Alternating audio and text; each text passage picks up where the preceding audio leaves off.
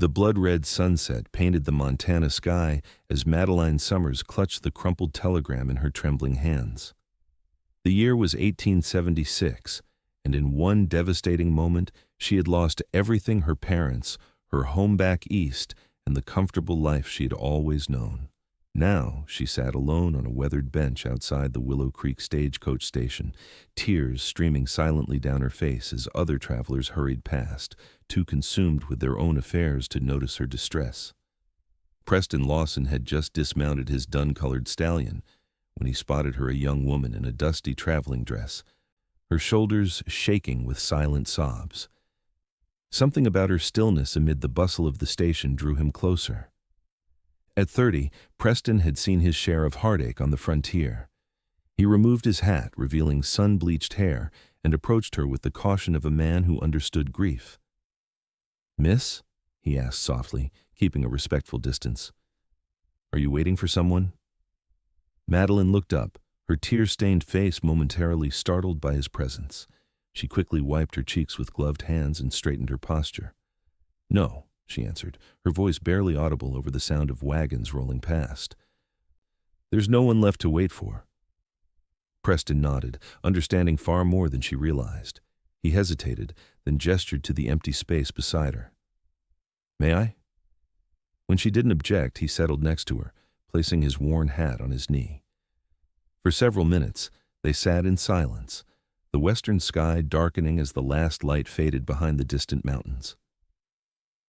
"I'm Preston Lawson," he finally said, not looking at her directly, giving her the space she seemed to need. "Most folks around here call me Prez." "Madeline Summers," she replied automatically, her eyes fixed on the telegram still clutched in her hand.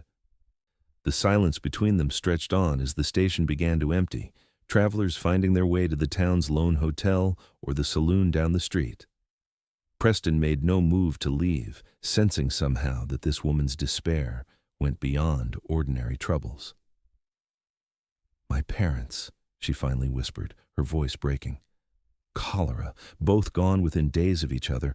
I only just received word." She gestured weakly with the telegram. "I've come all this way from Boston to stay with my uncle, only to learn he passed 6 months ago." Preston removed his gloves, revealing calloused hands that had known years of hard work. "I'm mighty sorry for your loss, Miss Summers." She sat in silence with tears streaming down her face. The cowboy shifted slightly, his voice gentle when he spoke again. "I'll sit forever if it helps you heal," he said simply, the words carrying no expectation, only a sincere offer of companionship in her darkest moment. Madeline turned to look at him then, really seeing him for the first time, the sun-weathered face with kind eyes, the simple but clean clothes of a working cattleman, the quiet dignity in his bearing. Something in his steady presence made her feel less adrift in a world that had suddenly lost all its familiar landmarks. "Thank you, Mr. Lawson," she whispered, "but I wouldn't want to keep you from your business." "No urgent business tonight," he replied. "Just headed to the boarding house for supper. Mrs. Wilson always makes enough to feed an army." He paused, considering his next words carefully. "You're welcome to join. Might do you good to have something warm in your stomach before facing whatever comes next." Madeline hesitated. She had been raised with strict propriety, and accepting dinner invitations from strange men was certainly not what her mother would have advised. Yet her mother was gone, and she was alone in a frontier town with night falling and nowhere to go. "I couldn't impose," she began, but her stomach betrayed her with an audible growl.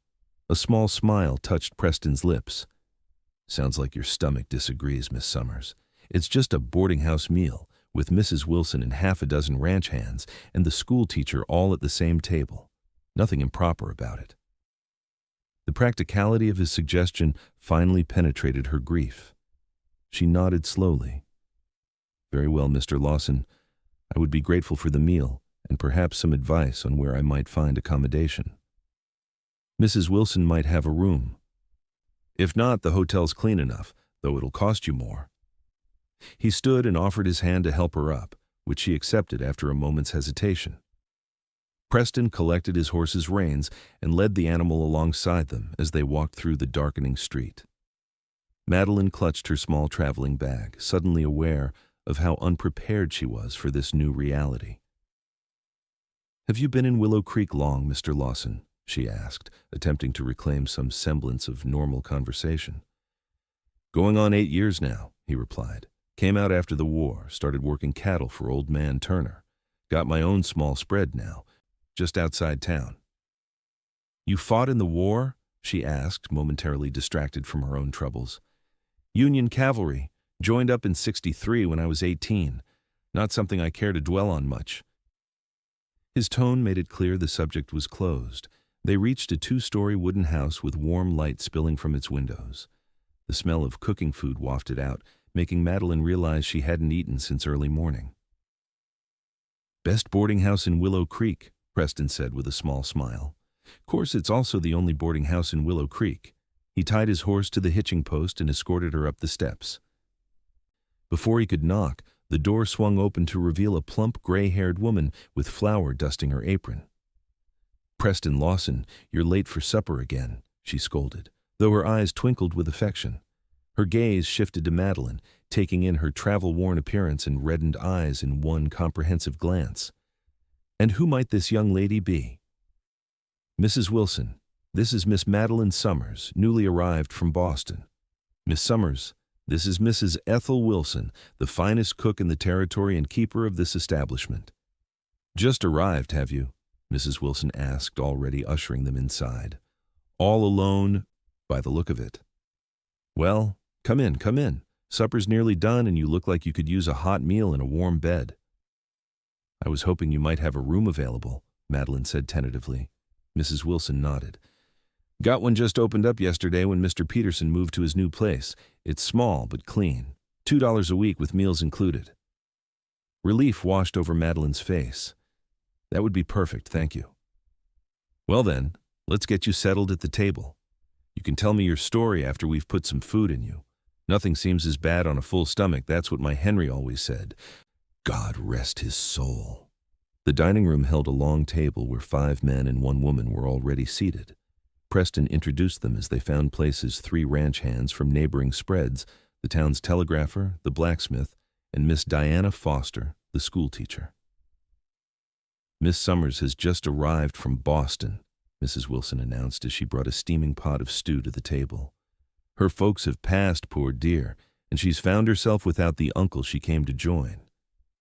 Madeline flushed at having her circumstances so openly declared, but the response from the table was immediate and kind. "I'm mighty sorry to hear that. Miss," the blacksmith, a bear of a man named Harold, said sincerely. "Boston's a long way to come," Miss Foster added sympathetically. "I came from Philadelphia myself 3 years ago. It takes some adjustment, but Willow Creek has good people." As bowls of stew and plates of cornbread were passed around, Madeline found herself drawn into the simple, straightforward conversations of people who worked hard and lived without pretense. The grief didn't disappear, but it receded slightly, making room for the more immediate concerns of food and shelter. Throughout the meal, she was aware of Preston Lawson's quiet presence across the table. He didn't speak much, but whenever the conversation threatened to press too hard on her circumstances, he would deftly turn it elsewhere with a question about cattle prices or the weather. She found herself grateful for his subtle protection. After dinner, while the others moved to the parlor, Mrs. Wilson showed Madeline to her room, a small but tidy space with a narrow bed, a washstand, and a chest of drawers. "It's not fancy," the older woman said apologetically, "but the linens are clean and there's a lock on the door." "It's perfect, Mrs. Wilson. Thank you for your kindness." "Think nothing of it, dear. Get some rest now. Things often look different in the morning light." Alone in her room, Madeline finally allowed herself to fully process the day's events. She was stranded in a town she'd never heard of 6 months ago, with a handful of dollars to her name and no clear path forward. The enormity of her situation crashed over her, bringing fresh tears. A soft knock at her door interrupted her thoughts. Wiping her eyes, she opened it to find Preston Lawson standing in the hallway, hat in hand. "Forgive the intrusion, Miss Summers. I wanted to check if you had everything you need before I head out." "Yes, thank you, Mr. Lawson. Mrs. Wilson has been very accommodating." He nodded. "She's good that way. He hesitated, then reached into his pocket and withdrew a folded piece of paper. I wrote down the location of my ranch. It's about 3 miles northwest of town and a few places in Willow Creek that might be hiring. The mercantile sometimes needs help, and Miss Foster mentioned just yesterday that she's looking for someone to assist with the younger children. Madeline took the paper, touched by his thoughtfulness. That's very kind of you. It's nothing, he said, shifting slightly. Just thought it might help you get your bearings. He settled his hat back on his head. I'll be in town again on Saturday for supplies. If you need anything before then, just ask Mrs. Wilson. She knows how to reach me. Mr. Lawson, she said as he turned to go, thank you for sitting with me today. It meant more than I can express. Something flickered in his eyes, understanding perhaps, or a shared recognition of loss. Good night, Miss Summers. Try to get some rest. As his footsteps receded down the hallway, Madeline closed her door and looked at the paper he had given her. His handwriting was surprisingly neat, the directions clear and precise. For the first time since receiving the telegram, she felt a small spark of hope. Perhaps she wasn't entirely alone after all.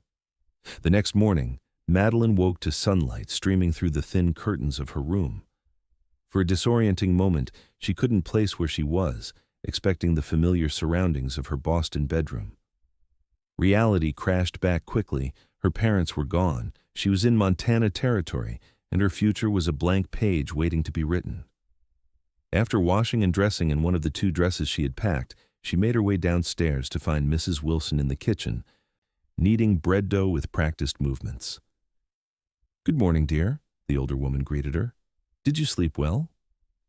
Better than I expected, Madeline admitted. Is there anything I can help with? Mrs. Wilson looked pleased by the offer. You can slice that ham if you'd like. Most of the boarders have already eaten and gone about their business, but Miss Foster usually comes down late on Saturdays. As Madeline worked, Mrs. Wilson kept up a steady stream of conversation that required little response, but provided valuable information about Willow Creek and its inhabitants. She learned that the town had grown rapidly in the past 5 years, boasting a population of nearly 300 souls, with a church, school, mercantile, bank, and of course, 2 saloons. Preston Lawson now, he's one of the good ones, Mrs. Wilson said casually as she shaped her dough into loaves. Came here with nothing but his horse and saddle after the war. Worked harder than 3 men put together for Old Man Turner. Saved every penny. Then bought that little piece of land when nobody else wanted it because of the rocky soil. He mentioned he has his own ranch now, Madeline said, trying to sound merely polite rather than specifically interested. A modest spread, but growing. He's got away with horses breed some of the finest in the territory. People come from as far as Helena to buy his stock. Mrs. Wilson paused her kneading. He's had his share of troubles, that man. Lost his wife and baby during the war while he was fighting. Never talks about it, but Mrs. Turner told me once. I think that's why he kept moving west afterward, trying to outrun the memories. Madeline absorbed this information silently, understanding better now the quiet compassion he had shown her. He knew what it was to lose everything. After breakfast with Miss Foster, who turned out to be a lively woman in her late 20s with progressive ideas about education, Madeline decided to explore the town. Armed with Preston's notes about potential employment, she set out into the bright Montana morning. Willow Creek's main street was busy with Saturday commerce wagons delivering goods, ranchers in town for supplies, and families going about their weekly shopping. The mercantile, a large wooden building with a wide porch, seemed the logical place to start. Inside, she found a treasure trove of goods from practical necessities like flour and nails to colorful bolts of fabric and fancy hat pins. A portly man with impressive mutton chop whiskers greeted her from behind the counter. Good morning, miss. Haven't seen you in here before. New to Willow Creek? Yes, I arrived yesterday. My name is Madeline Summers. Abraham Gordon, he replied with a small bow. Proprietor of this establishment. What can I help you with today? Gathering her courage, she explained, Actually, Mr. Gordon, I was told you might be looking for assistance in the store. I'm seeking employment. His bushy eyebrows rose.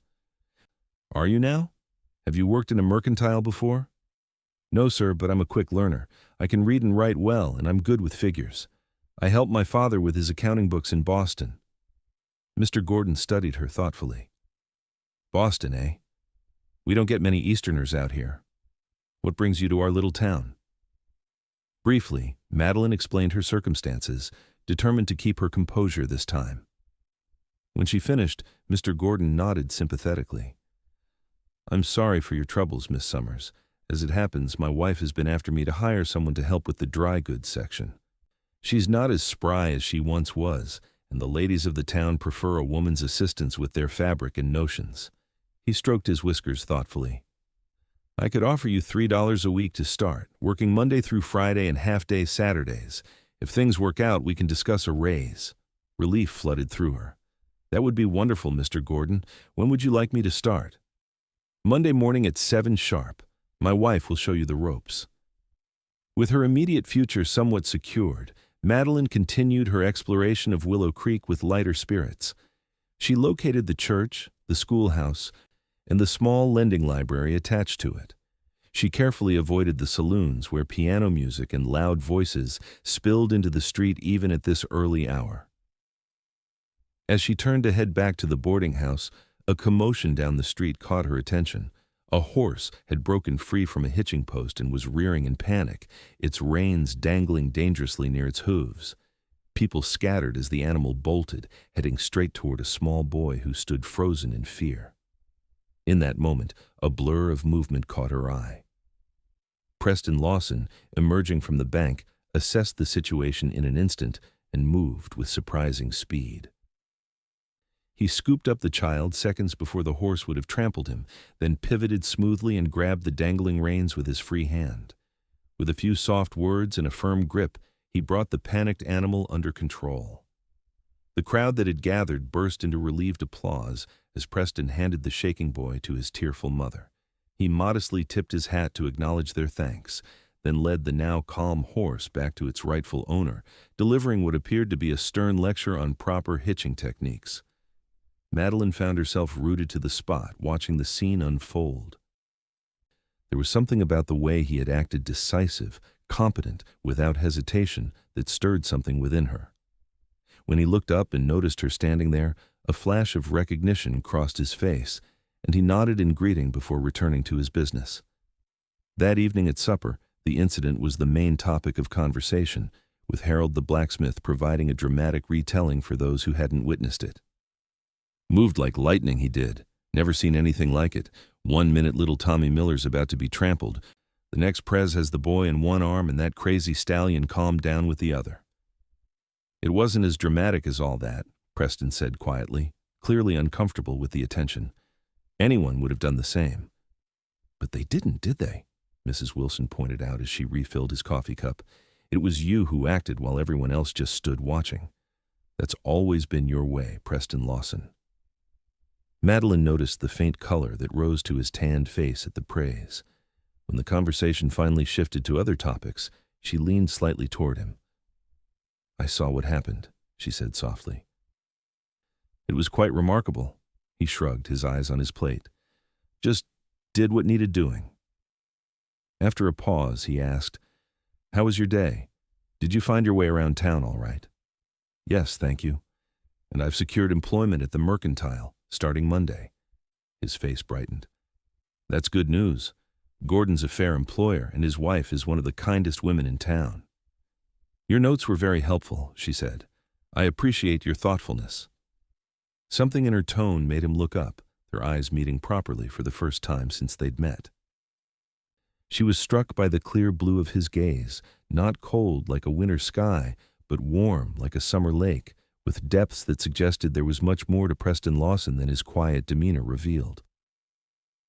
The moment stretched between them until Miss Foster inadvertently broke it by asking Madeline about Boston's cultural attractions. By the time Madeline looked back, Preston had resumed eating, his expression once again composed and unreadable. Later that night, as she prepared for bed, Madeline found herself thinking about Preston's revelation of his loss during the war.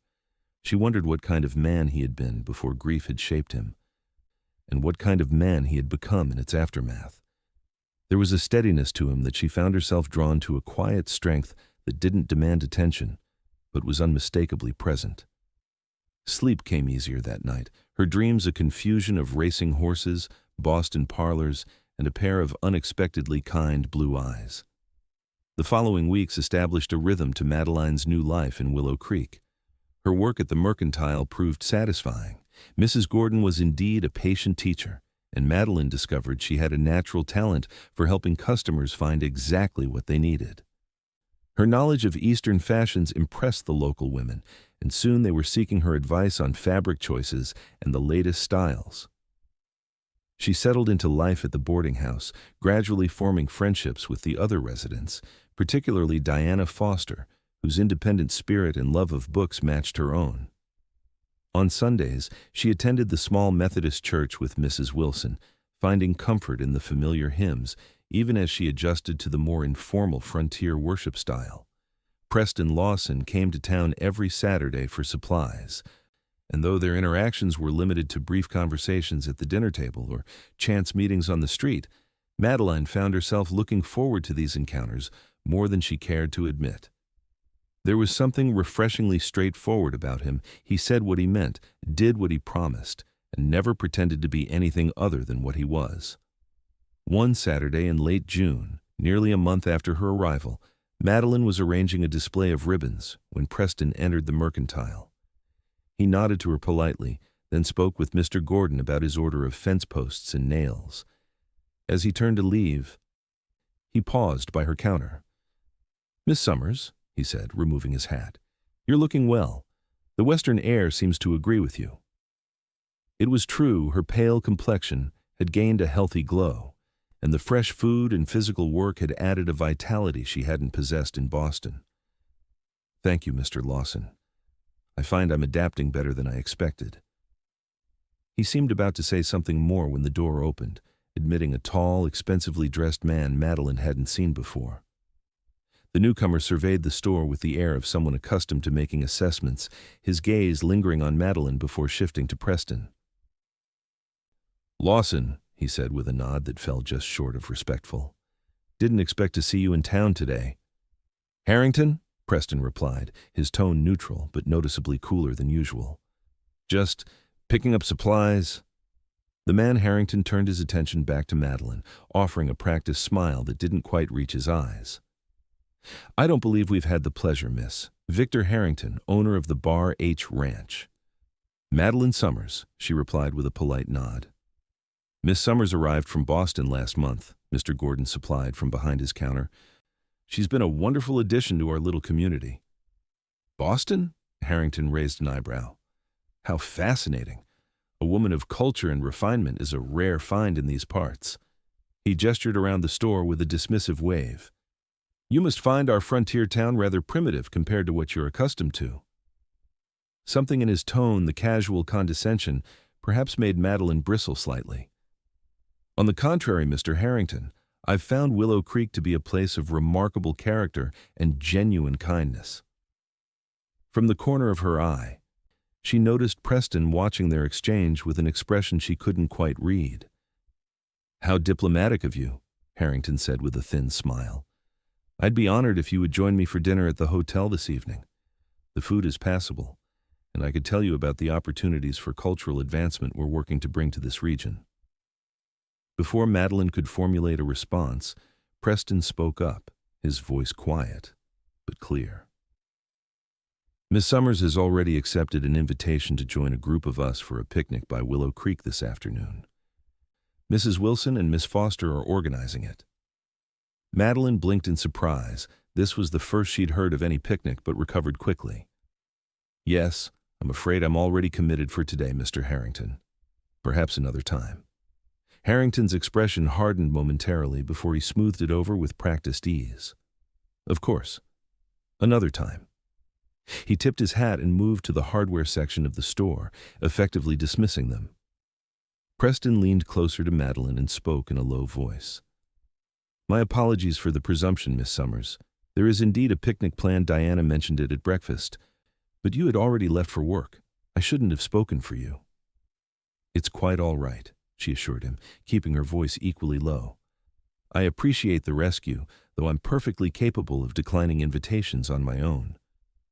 A hint of a smile touched his lips. "I don't doubt that for a second. But Harrington isn't a man accustomed to hearing the word no, especially from women." He settled his hat back on his head. "The picnic is real, though.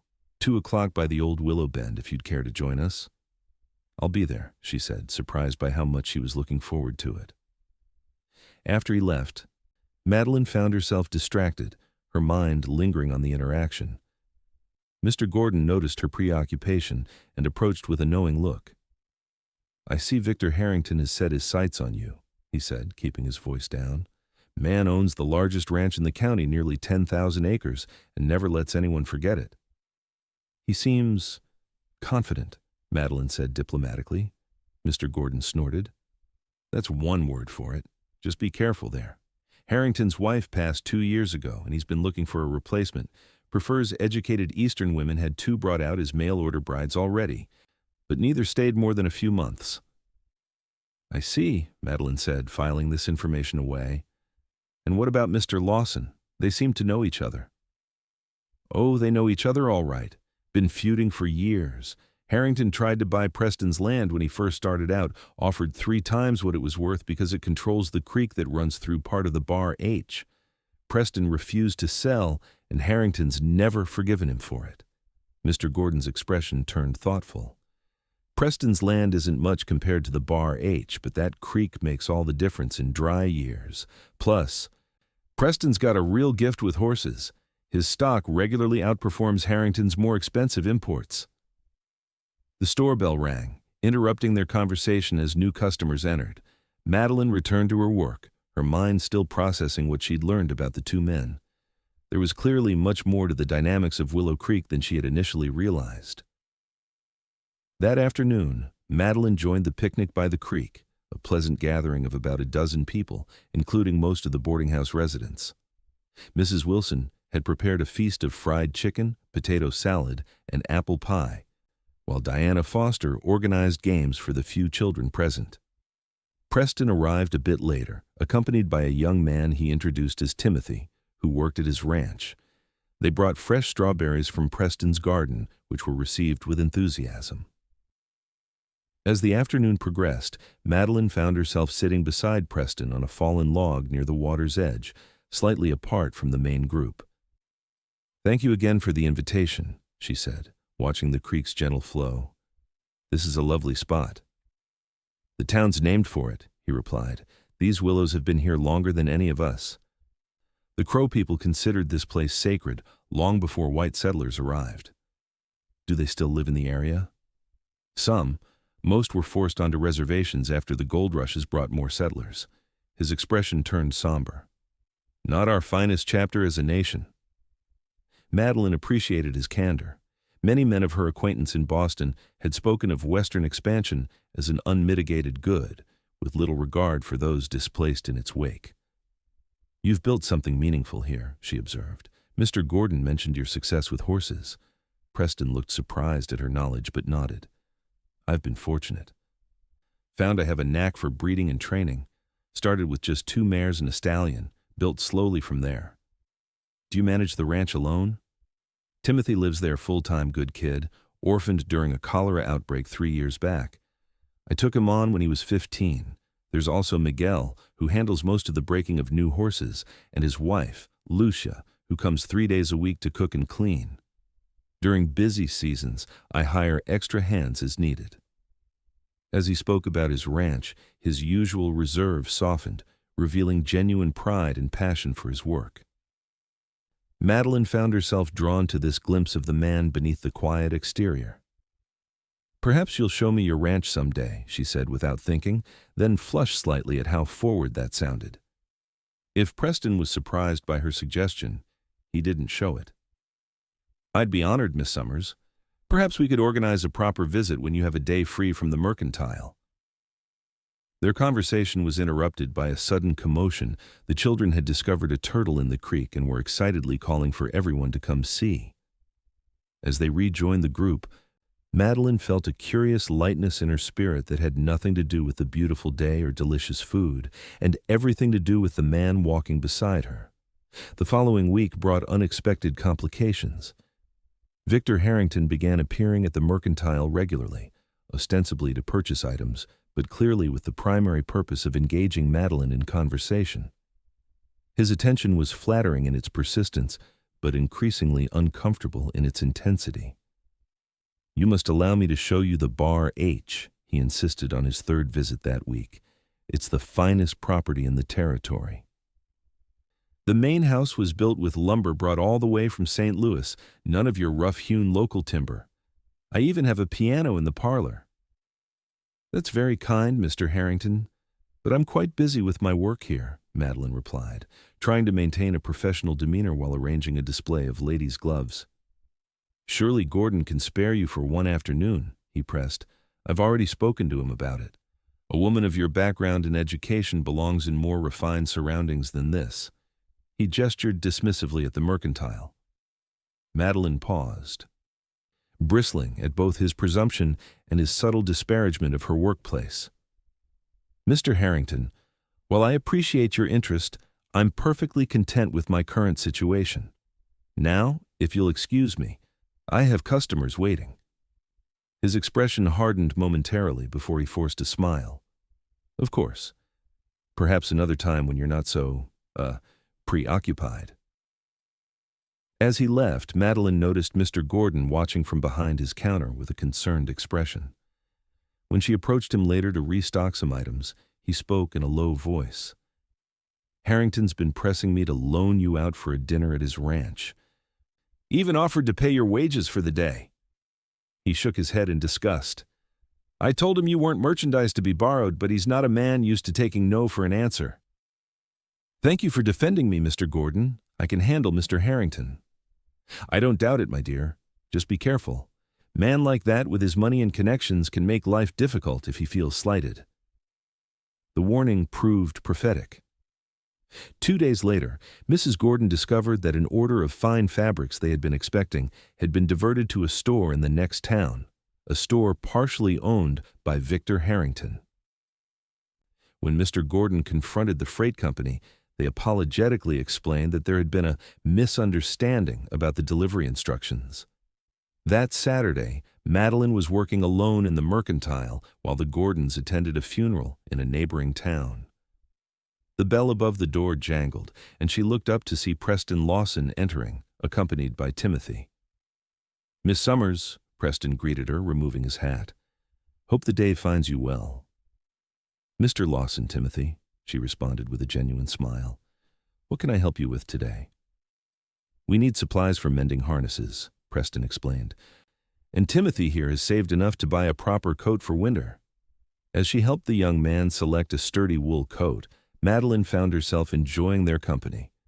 Timothy was shy but earnest, clearly devoted to Preston, who treated him with the respect of a younger colleague rather than a servant or child. Their peaceful shopping was interrupted when the door burst open and Victor Harrington strode in, his expression darkening when he spotted Preston. "Well, isn't this cozy?" he remarked coldly. "Lawson, I might have known I'd find you here." Preston's posture stiffened slightly, but his voice remained even. "Harrington.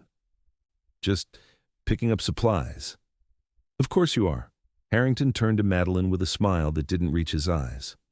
"Miss Summers, I've come to invite you to a dinner party at my ranch next Saturday.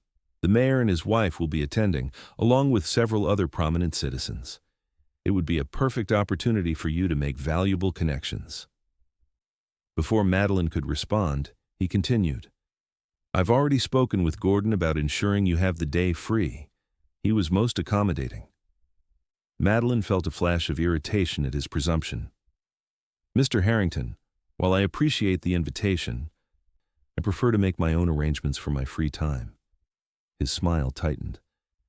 "I assure you this is an opportunity not to be missed. I'll send my carriage for you at 4 o'clock. "That won't be necessary," she said firmly. "I have prior commitments." Harrington's gaze flicked to Preston, his expression hardening. "I see.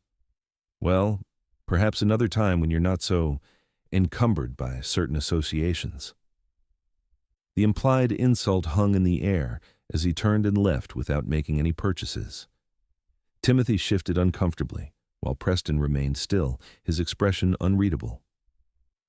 "I apologize you had to witness that," Madeline said once the door closed behind Harrington. "No need to apologize," Preston replied quietly. "Harrington and I have a long history of disagreement. I hope it hasn't created difficulties for you." "Nothing I can't handle," she assured him, though she was beginning to wonder if that was entirely true. They completed their purchases, and as Preston paid, he hesitated, then spoke in a lower voice. "Miss Summers, I don't mean to pry, but Harrington can be persistent when he sets his mind on something. If his attention becomes troublesome, please know that you have friends in Willow Creek who would help." The simple offer of support touched her deeply. "Thank you, Mr. Lawson. That means a great deal." As they left, Madeline found herself watching through the window as Preston and Timothy mounted their horses. There was something about Preston Lawson that made her feel secure in a way she hadn't since her parents' passing, not because she needed protection, but because his steady presence reminded her that she wasn't alone in this new world she was learning to navigate. That evening at the boarding house, Diana Foster sought Madeline out in the small parlor where she was reading. "I heard about Harrington's visit to the store today," the schoolteacher said without preamble. "Word travels fast in small towns." Madeline sighed. It was rather uncomfortable. I'm sure it was. Victor Harrington isn't accustomed to being refused anything or anyone he wants.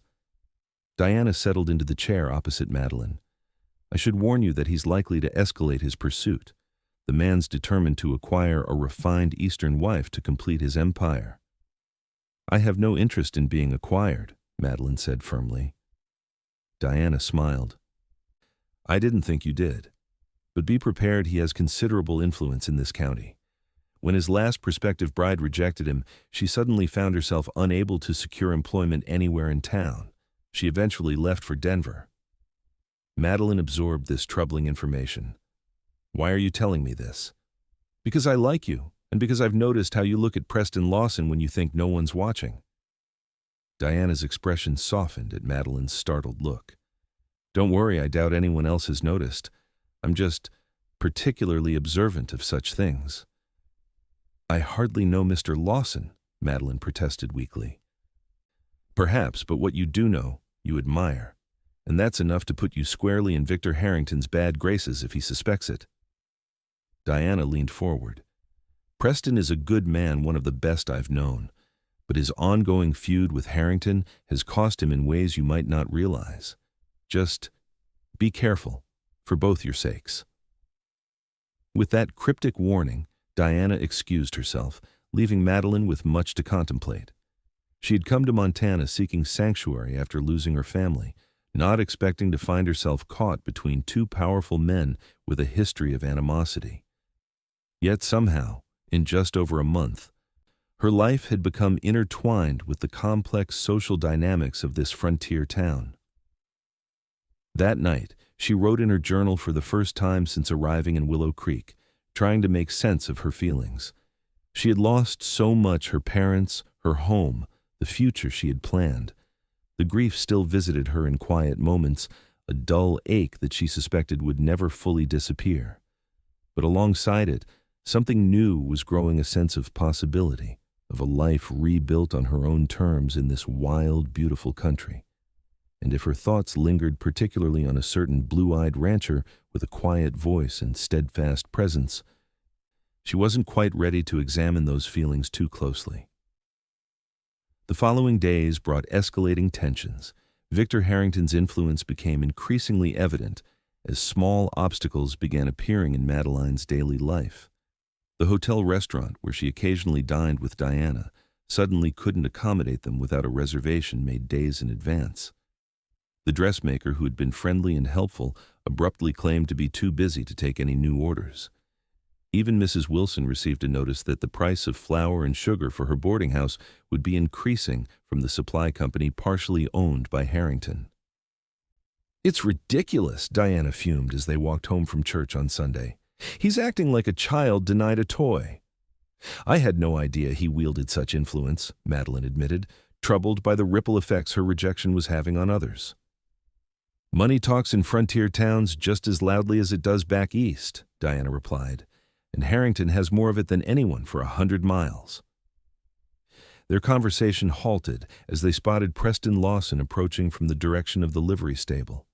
He greeted them politely, his gaze lingering on Madeline. "Ladies," he said, tipping his hat. "Beautiful morning for a walk." "Indeed it is," Diana replied cheerfully. "In fact, it's so lovely I think I'll extend mine a bit. There's a book waiting for me at the lending library." Before Madeline could respond, Diana was hurrying away with a poorly disguised smile. Left alone, Madeline and Preston stood in momentary awkward silence before he spoke. "I hope you're well, Miss Summers. I've heard there have been some difficulties lately." Madeline sighed. "News certainly travels quickly here." "Small towns?" he said with a slight shrug. "It's both their charm and their curse." They began walking slowly in the direction of the boarding house, falling into step naturally. "Mr. Lawson," Madeline began hesitantly, "I feel I should apologize. It seems my rejection of Mr. Harrington's attention has reignited his animosity toward you." Preston looked genuinely surprised. "You have nothing to apologize for. Harrington's resentments are his own burden, not yours. Still, I'm troubled by how his influence affects so many people." Preston was quiet for a moment before responding. "When I first came to Willow Creek, Harrington was already established as the biggest rancher in the county. He offered me a job when I was desperate for work, but the conditions were such that I'd have essentially been indentured to him. I chose to work for Turner instead, even though the pay was less." "That couldn't have endeared you to him," Madeline observed. "No. But the real trouble started when I purchased my land. It's small compared to his holdings, but it controls access to a year-round creek that runs through the eastern section of his property. During drought years, that water becomes even more valuable." Preston's expression turned serious. "He's offered to buy me out multiple times, each offer more substantial than the last. When money didn't work, he tried other tactics." "What sort of tactics?" "Mysterious fence cuttings, missing cattle, rumors spread about the quality of my horses." Preston's voice remained steady, but Madeline could sense the underlying anger. "Most folks in town know what's happening, but Harrington employs a lot of people, directly or indirectly. Few can afford to stand openly against him."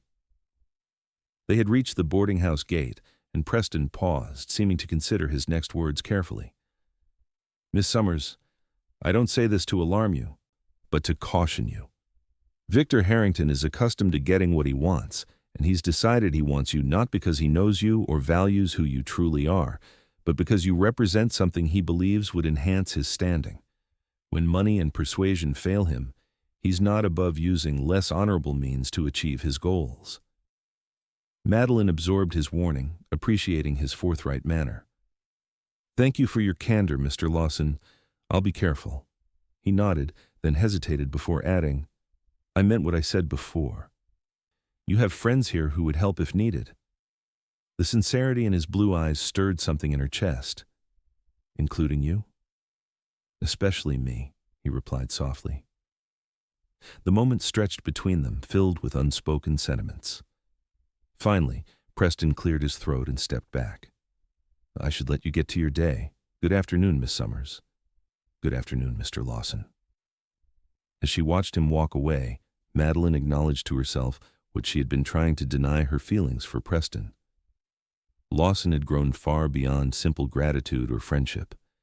In the midst of all her losses and adjustments, her heart had recognized something valuable in his quiet strength and integrity. The question now was what to do about it, particularly with Victor Harrington seemingly determined to make both their lives difficult. The following Wednesday brought matters to a head.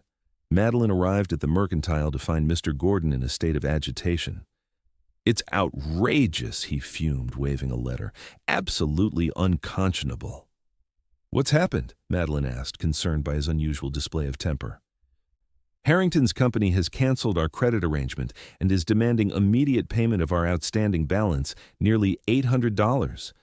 We've had terms with them for 15 years without a single late payment." Madeline felt a sinking sensation in her stomach. "Is this because of me?" Mr. Gordon's expression softened. It's not your fault, my dear. Harrington's using his business connections to pressure me into pressuring you. He as much as said so when he stopped by yesterday while you were on your lunch break. What did he say exactly? That if I encouraged you to accept his dinner invitation, our credit terms could be reinstated immediately. Otherwise, he'd call in the debt and ensure no other supplier would extend us credit. Mr. Gordon's face flushed with anger. As if I would barter with a young woman's freedom for financial convenience? Madeline felt simultaneously touched by his protection and dismayed by the position she had inadvertently placed him in. Mr. Gordon, I can't allow your business to suffer because of me. Perhaps I should. Don't even consider it, he interrupted firmly. Martha and I survived the war, a fire that took our first store, and 2 years of grasshopper plagues. We'll weather this storm too, he patted her hand. You're not responsible for Harrington's tactics, and I won't have you sacrificing your dignity to appease him. Though reassured by his support, Madeline spent the day worrying about the Gordon situation and her own increasingly precarious position in Willow Creek. By closing time, she had made a difficult decision. That evening at the boarding house, she sought out Mrs. Wilson in the kitchen. I may need to leave Willow Creek, she said without preamble. My presence here is causing problems for people I care about. Mrs. Wilson looked up from the pie she was crimping. Her expression concerned. This is about Victor Harrington, isn't it? Madeline nodded. He's targeting the Gordons' business because of me. I can't allow that to continue. And where would you go, child? Back east? Perhaps Denver or Helena, somewhere large enough that one man's influence wouldn't control every aspect of life? Mrs. Wilson wiped her hands on her apron and gestured for Madeline to sit. Before you make any hasty decisions, there's something you should know. You're not the first person Harrington has tried to drive out of Willow Creek, and if history's any guide, you won't be the last. She poured 2 cups of tea and continued. 8 years ago, when Preston Lawson first bought his land, Harrington was furious. He tried everything to force Preston out, had the bank call in loans early, convinced merchants to refuse him service, even hired men to sabotage his fences and scatter his livestock. What happened? Preston endured. He worked harder, built connections with folks in neighboring towns, and slowly proved himself so valuable to this community that even Harrington couldn't isolate him completely. Mrs. Wilson's eyes twinkled. And he had help. A lot of us saw what was happening and did what we could, quietly, to support him. Martha Gordon snuck supplies to him after hours.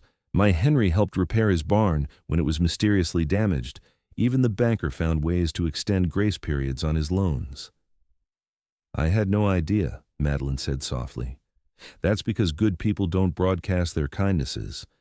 But make no mistake, there are more folks in this town who despise Harrington's methods than who support them. They just can't always afford to say so publicly. Mrs. Wilson reached across the table to pat Madeline's hand. Now, if you truly want to leave, none of us would blame you. But if you're only leaving to protect others, know that we're tougher than we look. Harrington may have money, but he doesn't own every soul in Willow Creek. Madeline sat with these words long after Mrs. Wilson had returned to her baking. The revelation that the town had quietly rallied behind Preston years ago gave her a new perspective on the community she had joined. Perhaps running away wasn't the answer. Perhaps standing firm, as Preston had done, was the true path forward. The next morning, Madeline arrived at the Mercantile determined to discuss solutions with the Gordons. To her surprise, she found Preston Lawson already there, engaged in serious conversation with Mr. Gordon. Miss Summers, Preston greeted her, his expression grave. I hope you don't mind, but I've been discussing a business proposition with Mr. Gordon. What sort of proposition? She asked, curiosity piqued. Mr. Gordon looked more hopeful than he had the previous day. Preston has offered to purchase our outstanding debt from Harrington's company and extend us more favorable terms. It would free us from Victor's immediate leverage. You would do that? Madeline asked Preston, genuinely surprised by the extent of his intervention. It's a sound business investment, Preston replied modestly. The Mercantile is essential to this community, and the Gordons have always been fair in their dealings. Plus, he added with a small smile, It would annoy Harrington considerably, which I consider an added benefit. Won't this escalate your feud with him? Madeline asked, concerned. Probably, Preston acknowledged, but that's been ongoing for years. I'm used to it. His casual acceptance of the potential consequences touched her deeply. Before she could respond, the store's door burst open and Victor Harrington himself strode in, his expression thunderous. "So the rumors are true," he said coldly, glaring at Preston. "You're interfering in my business affairs now, Lawson." "I'm making a private business arrangement with a respected merchant," Preston replied calmly. "Nothing more. Don't play innocent. We both know exactly what you're doing and why." Harrington's gaze shifted to Madeline, his eyes narrowing. "As for you, Miss Summers, I'm disappointed. I offered you an opportunity to elevate your position in this community, and this is how you repay my generosity? By aligning yourself with a man barely one step above a common ranch hand?" Madeline felt anger flare within her. "Mr. Harrington, your offers were neither requested nor welcome, and your attempts to manipulate me through pressure on my employers are reprehensible." "Careful, my dear," Harrington warned, his voice dangerously soft. "Pretty Eastern ladies who arrive alone and penniless should be mindful of burning bridges. You may find yourself with fewer options than you imagine." Preston stepped forward, his posture tense but controlled. "That's enough, Harrington. Miss Summers doesn't answer to you, and neither do the Gordons anymore." "Is that so?" Harrington's mouth curved in a cold smile. "We'll see about that.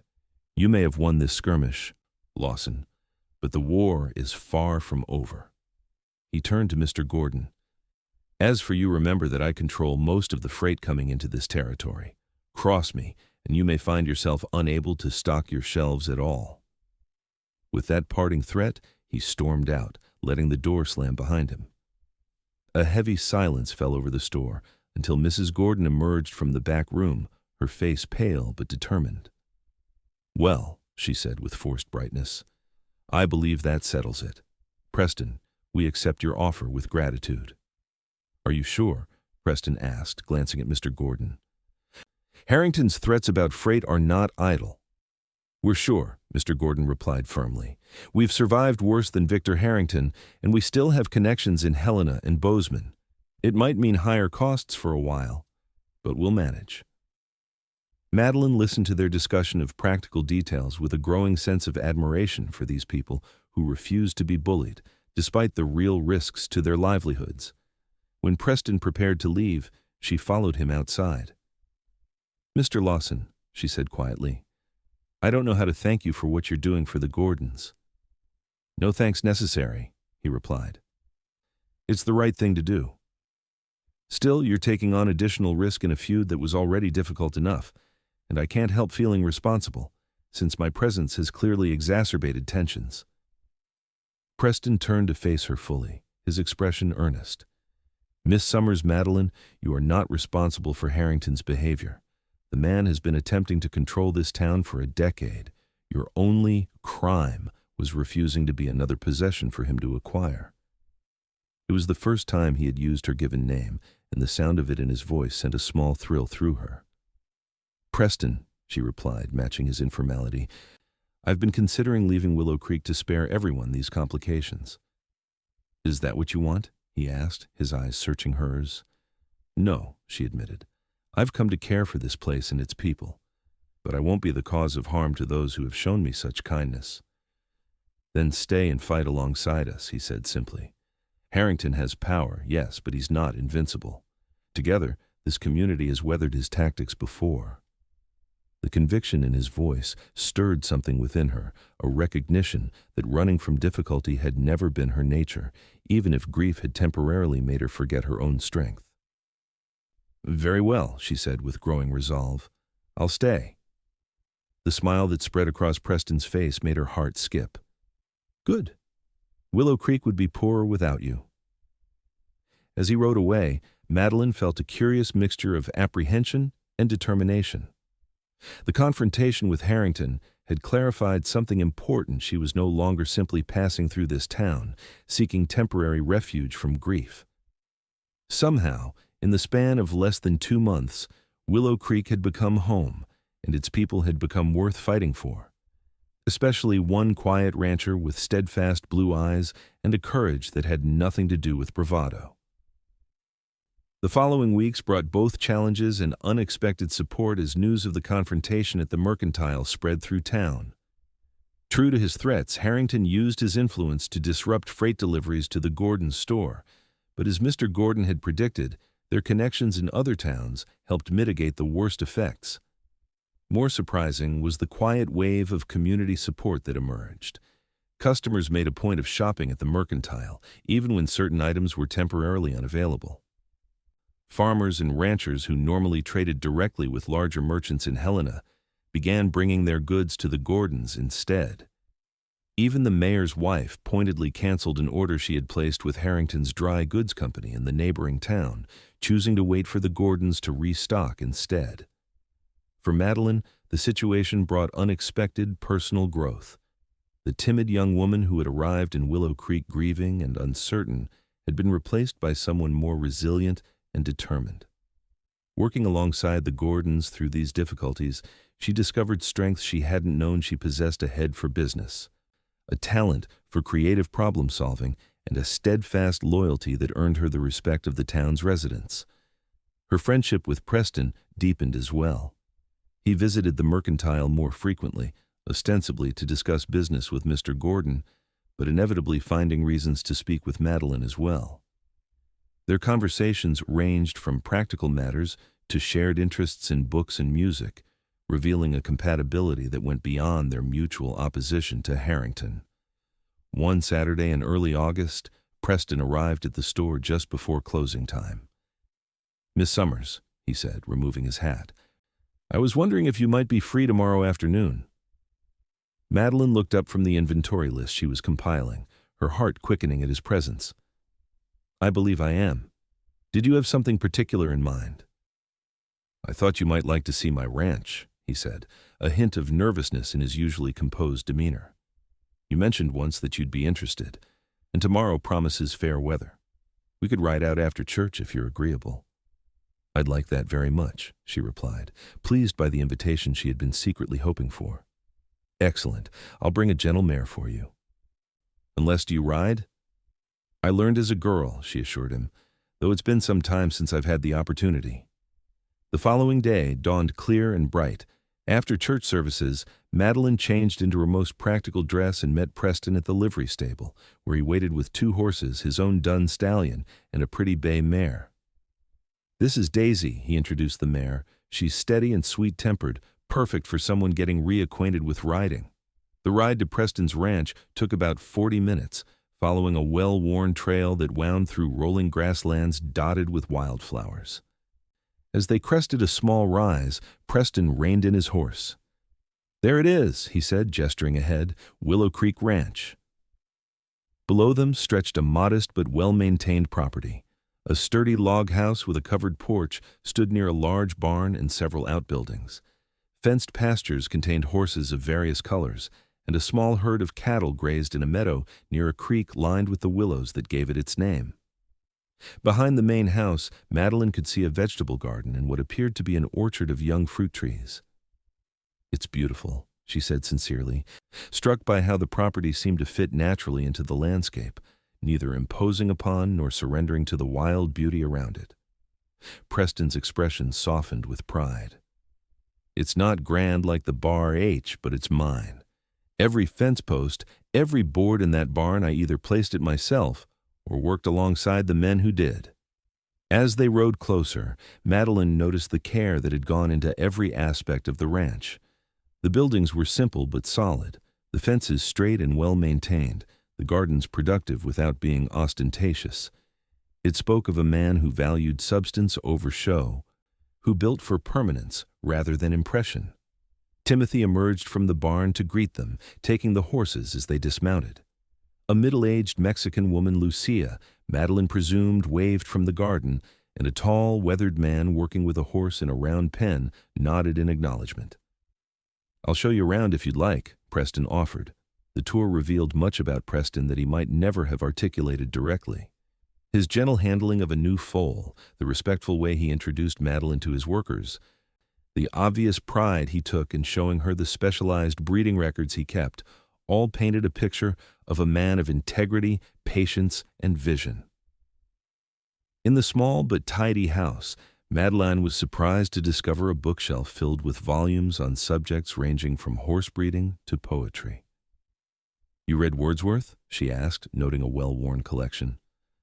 "When time allows," he admitted. "My mother was a school teacher. She believed education shouldn't end just because formal schooling did." Lucia had prepared a simple but delicious meal, which they ate on the porch overlooking the creek. As they finished, Preston grew thoughtful. "There's something I'd like to show you," he said, a hint of hesitation in his voice. "It's a short walk from here if you're not too tired." Intrigued, Madeline agreed, and they set off along a path that followed the creek upstream. After about 10 minutes, they reached a small clearing where the water pooled into a deep, clear pond. Willows created a natural canopy around it, their branches trailing in the water. "It's lovely," Madeline said, admiring the peaceful spot. "This is my favorite place on the property," Preston admitted. "When I first came to survey the land, I camped here. Woke up to see deer drinking from the pond at sunrise. That's when I knew this was where I wanted to build my future." He led her to a flat rock near the water's edge, where they sat side by side. "Madeline," he said, his use of her given name still new enough to send a small thrill through her. "There's something I need to tell you." The seriousness in his tone made her heart quicken. "What is it?" "Harrington hasn't given up. He's filed a petition with the county claiming that my dam upstream is restricting water flow to his property illegally." Preston ran a hand through his hair in frustration. "It's nonsense. The dam is small and well within my water rights, but he has the county commissioner in his pocket. There's going to be a hearing next month." Madeline absorbed this troubling news. "What might happen?" "Best case, the petition is dismissed.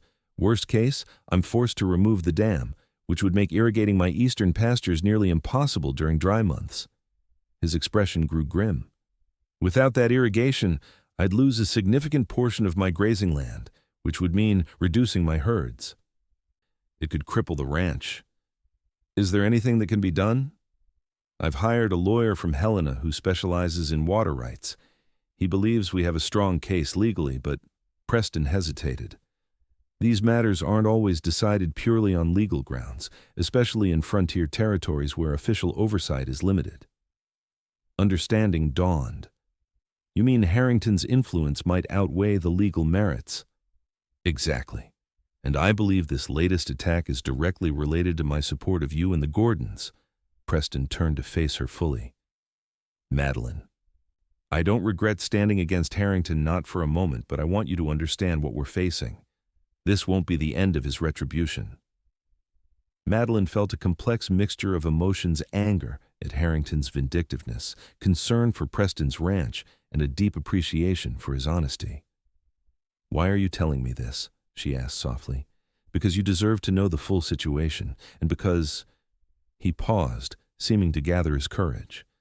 "Because my feelings for you have grown beyond simple friendship, and I wouldn't have you unaware of the complications that might come with any association with me." The directness of his declaration took her breath away.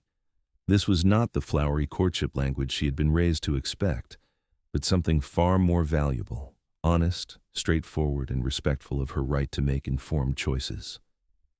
"Preston," she replied, her voice steady despite her racing heart, "I've faced Harrington's tactics directly. I'm not afraid of him, and I certainly wouldn't let his threats influence my feelings toward you." Hope flickered in his eyes. "And what are those feelings?" Madeline took a deep breath, choosing her words carefully. "When I came to Willow Creek, I was broken by grief, expecting nothing more than a temporary refuge. I never imagined finding someone who would sit with me in my tears, offering presence without demands, someone whose quiet strength and integrity would remind me of my own." She met his gaze directly.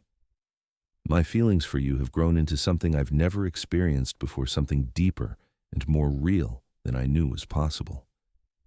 The smile that spread across Preston's face transformed him, erasing the worry lines and revealing the younger man beneath the weathered exterior.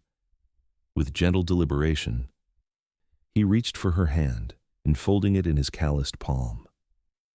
"Madeline Summers," he said softly, "from the moment I saw you sitting alone at that stage station, something in me recognized something in you. I can't explain it better than that. All I know is that getting to know you these past months has been like finding a part of myself I didn't know was missing." The sincerity in his voice moved her deeply. Wordlessly, she leaned closer, and Preston met her halfway. Their first kiss was gentle and brief, a promise rather than a demand, but it sent warmth coursing through her veins like liquid sunlight.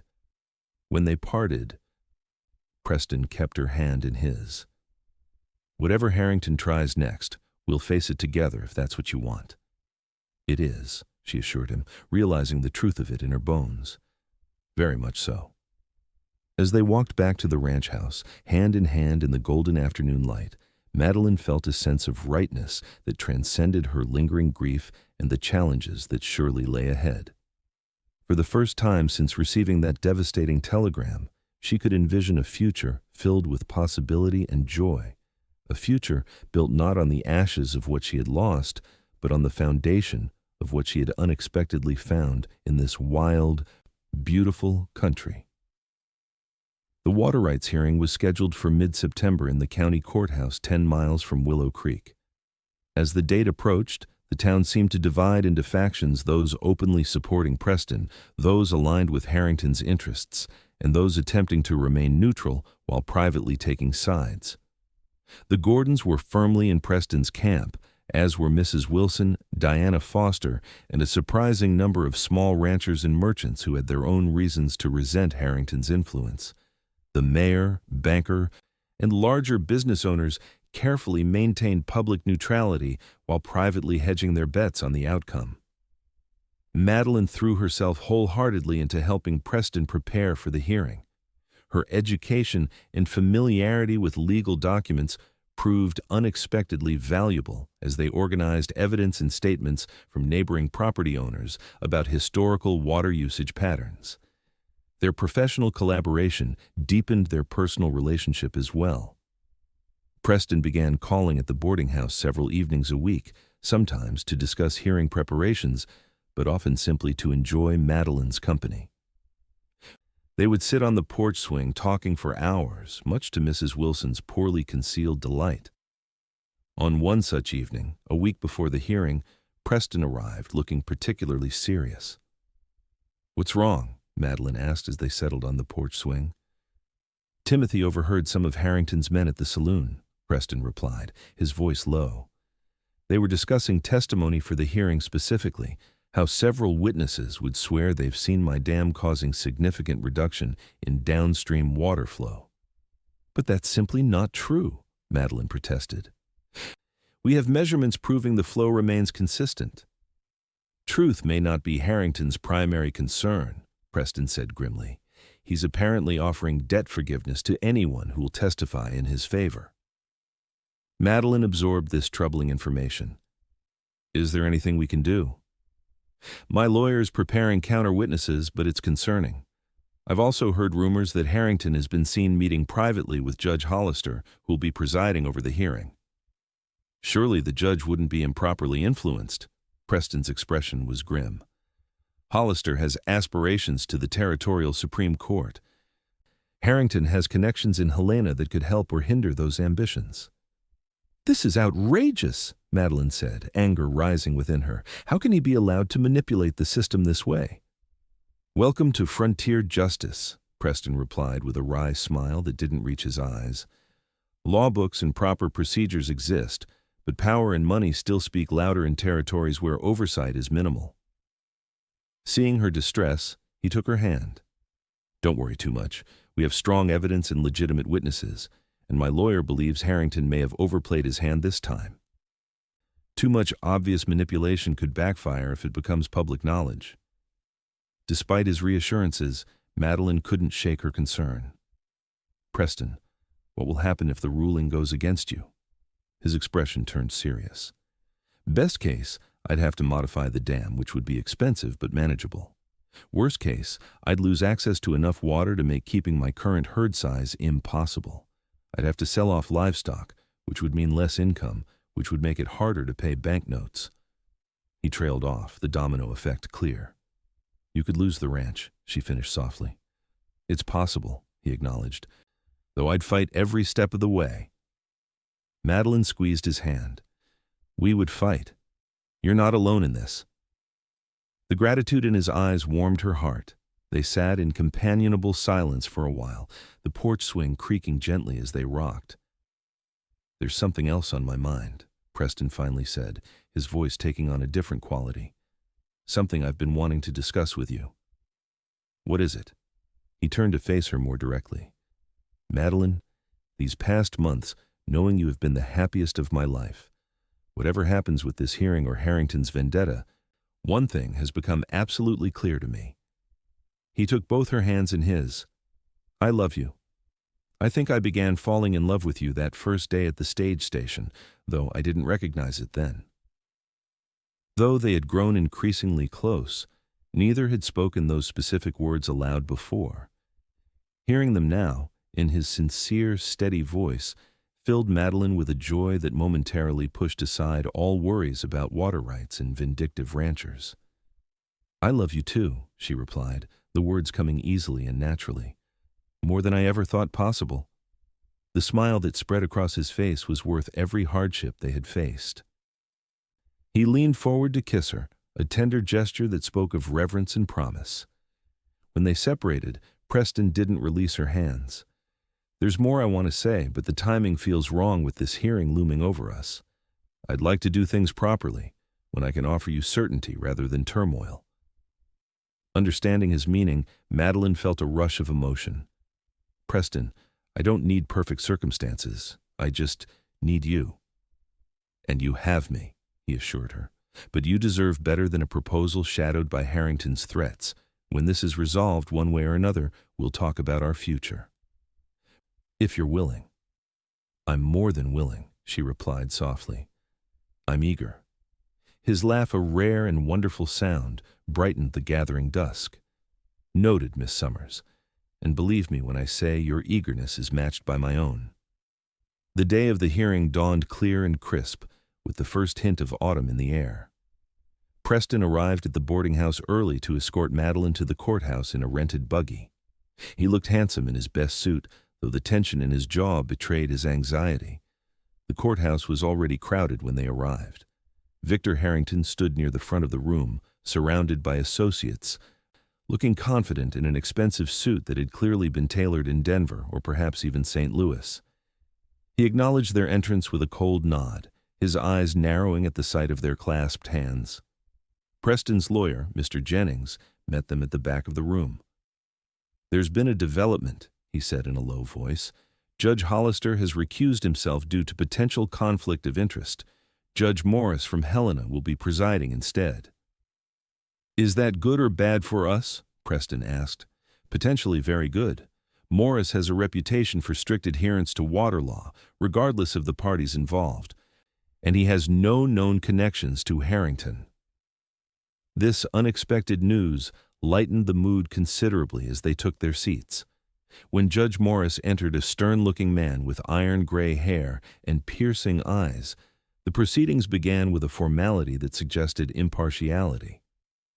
Harrington's case was presented first. His lawyer, a slick-talking man from Denver, argued that Preston's dam was substantially larger than permitted under territorial law and was causing measurable harm to downstream water flow during crucial agricultural months. 3 witnesses testified to seeing significantly reduced water levels on Harrington's property compared to previous years. During cross-examination, however, Mr. Jennings methodically dismantled their testimony. One witness admitted he had only worked for Harrington for 8 months and had no prior knowledge of typical water levels.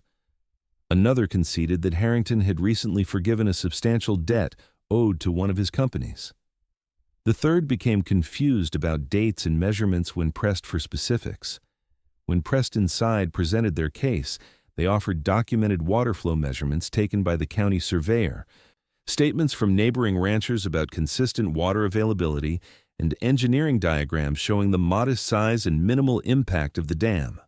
The most dramatic moment came when Timothy testified about overhearing Harrington's men discussing how they had been instructed to deliberately reduce water flow to Harrington's eastern pastures by diverting it elsewhere on his property, creating artificial evidence of shortage.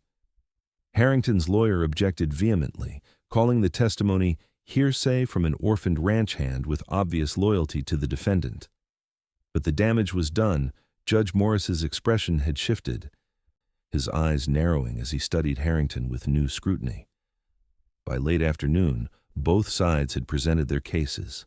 Judge Morris announced he would review the evidence overnight and deliver his ruling the following morning.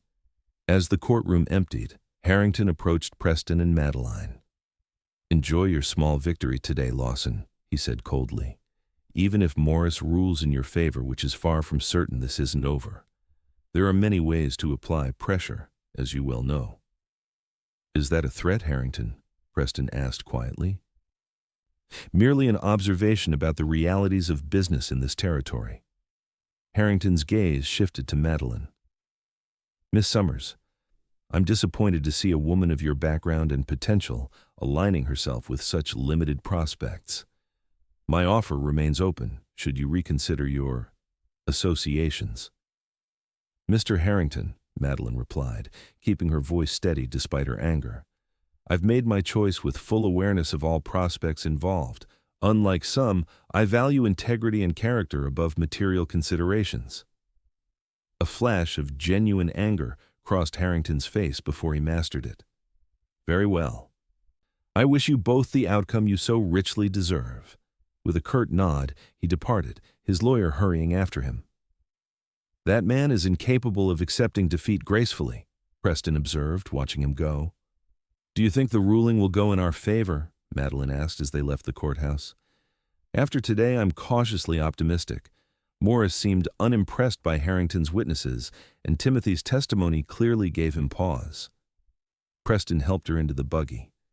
"But Harrington wasn't wrong. Even a favorable ruling won't end his attempts to undermine me." "Then we'll continue to face them together," Madeline said firmly. They spent that evening with the Gordons, Diana Foster, and several other supporters, reviewing the day's proceedings and cautiously celebrating what seemed to be a strong showing. Despite the conviviality, Preston remained somewhat reserved, clearly preparing himself for either outcome. The next morning, they returned to the courthouse to find it even more crowded than before. Word had spread about the dramatic testimony, and it seemed half the county had turned out to hear the ruling. Judge Morris entered promptly at 9 o'clock and called the court to order. Having reviewed all testimony and evidence in the matter of Harrington versus Lawson regarding water rights and usage, he began, his voice carrying clearly through the hushed room, "I find the following. First, that the dam constructed by Mr. Lawson falls within the size limitations established by territorial water law. Second, that said dam does not materially impact downstream water flow in a manner that constitutes harm or deprivation to other property owners." A murmur ran through the courtroom as Preston's supporters exchanged relieved glances. "Furthermore," the judge continued, his expression stern, "I find evidence of attempted manipulation of this proceeding through witness coercion and manufactured evidence. Such actions constitute contempt of court and will not be tolerated." He fixed Harrington with a hard stare. "Mr. Harrington, while no direct evidence links you personally to these actions, I strongly advise you to ensure that employees and associates acting in your name adhere to the law in future matters. This court will refer certain testimony to the territorial prosecutor for potential criminal investigation." With a sharp rap of his gavel, Judge Morris concluded, "The petition is denied.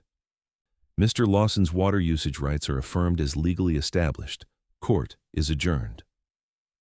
The courtroom erupted in conversation as people absorbed the ruling. Preston sat motionless for a moment, as if hardly daring to believe the outcome, before turning to Madeline with a smile that transformed his face. "We won," he said simply. "You won," she corrected, squeezing his hand, "fairly and completely." As they rose to leave, they found themselves surrounded by well-wishers offering congratulations. Even the mayor, who had carefully maintained neutrality throughout the dispute, made a point of publicly shaking Preston's hand. Harrington had already departed, his face thunderous, followed by his lawyer and closest associates. His swift exit spoke volumes about his fury at the outcome. Outside the courthouse, Preston's lawyer offered final congratulations before heading back to Helena. "Enjoy this victory, Lawson. It's more decisive than I dared hope for." "Thank you for your excellent work," Preston replied, shaking his hand warmly. As they prepared to return to Willow Creek, Timothy rode up on one of Preston's horses, his expression urgent. "Boss, you need to get back to the ranch right away," he said, dismounting quickly. "Miguel sent me to find you." "There's trouble." Preston's expression sharpened. "What kind of trouble?" "Fire. The north pasture fence is burning and it's spreading fast toward the barn. Miguel and Lucia are fighting it, but they need help." Without hesitation, Preston turned to Madeline. "I have to go." "Of course," she replied immediately. "I'm coming with you." "It could be dangerous." "All the more reason you'll need every available hand," she interrupted firmly. "I know how to fight a fire, Preston." Recognizing her determination, he nodded. "Timothy, ride ahead and tell them we're coming. We'll be right behind you." As Timothy galloped away, Preston helped Madeline into the buggy and climbed up beside her. With a flick of the reins, they set off at the fastest pace the rented horse could safely maintain. "This is Harrington's doing," Preston said grimly as they drove. "He must have had men waiting to hear the ruling." "He wouldn't dare," Madeline gasped, though she feared Preston was right. "He'd make sure it couldn't be traced back to him, but the timing is too convenient to be coincidence." Preston's jaw tightened. "Setting fire to rangeland during the dry season, it's beyond reckless. If it spreads beyond my property, it could endanger other ranches, maybe even the town if the wind shifts." The 15-mile journey to Preston's ranch seemed interminable, though they made it in record time. As they crested the final hill, they could see smoke rising from the northern section of the property. Preston urged the horse to greater speed, his expression grim. When they reached the ranch, they found Miguel, Lucia, Timothy, and 2 neighboring ranchers already fighting the blaze. The fire had consumed a significant portion of the fence line and was advancing through the dry grass toward the closest pasture where several horses nervously paced. Preston leaped from the buggy and began issuing instructions, his voice calm despite the crisis. Madeline followed, rolling up her sleeves as Lucia handed her a burlap sack to beat at the flames. For the next 3 hours, they fought the fire with every resource available: shovels to dig fire breaks, water hauled from the creek, and wet sacks to smother the advancing flames. The smoke burned their eyes and lungs, and the heat was intense, but gradually they gained the upper hand. By sunset, the fire was contained, though small hotspots still required attention. The damage was significant. Nearly a quarter of the north pasture was charred, the fence destroyed, and 1 small outbuilding lost, but the main barn and house had been saved, along with all the livestock. Exhausted and soot-covered, the group gathered near the house as darkness fell. The neighboring ranchers departed after ensuring the fire was truly controlled, leaving Preston's household in Madeline to assess the aftermath. "Could have been much worse," Miguel observed, his voice rough from smoke.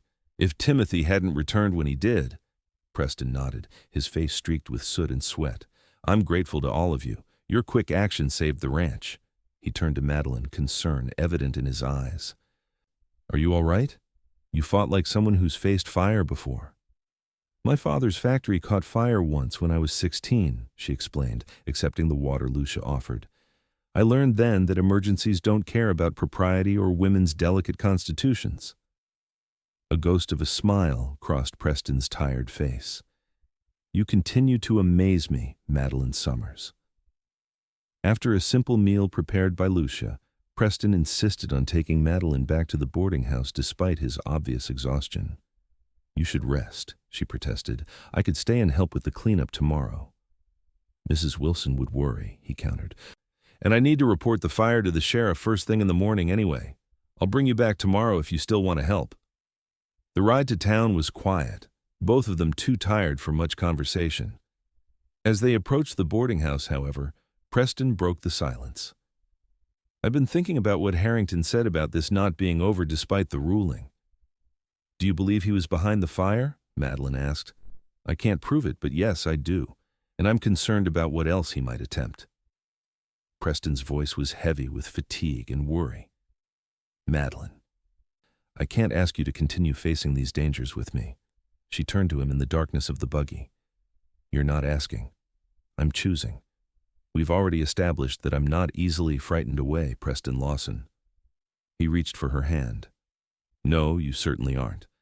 But I need you to understand what you're choosing.